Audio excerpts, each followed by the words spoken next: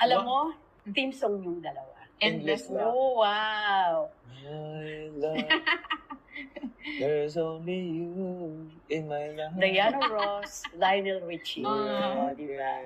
Can you describe each other? You describe Jinky. One word. Isang word.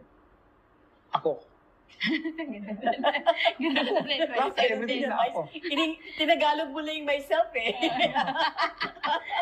Okay, sige, tanggapin na natin yon. Jinky, how would you describe in one word? Senator Manny.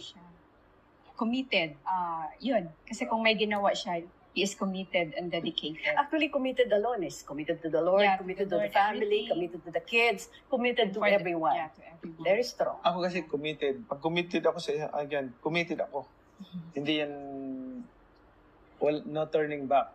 Yeah. Mensahe mo para sa kanya. My life is your life, and your life is my life. Praying to God na pagtanda natin, sinasabi ko nga na ako na lang unang kunin. Oh, grabe. Hindi naman. Pero mag-ano tayo na pray natin sa Panginoon na sabay tayo.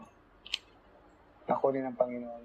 Huwag naman, may iwan yung mga anak niyo, mga apo niyo pagdating ng araw.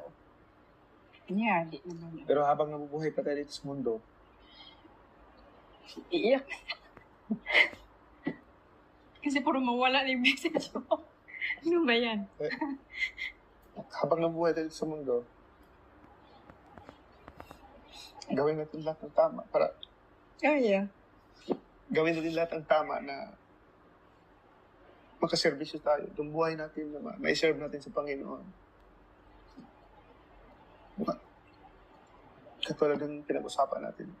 Ang bagay dito sa mundo, iiwanan natin lahat yan. Wala tayong madala. Basta, we are committed to serve God and to serve others. That's our commitment in life. Kaya habang tayo nabubuhay, serve God and to serve others. Yes. Kasi tita, we have these core values na loving God, loving people. Parang doon yung namuhay kami sa prinsipyo na yun. Kasi if you are loving God, you serve others. Yeah. Yun yung principle na pinanghahawa.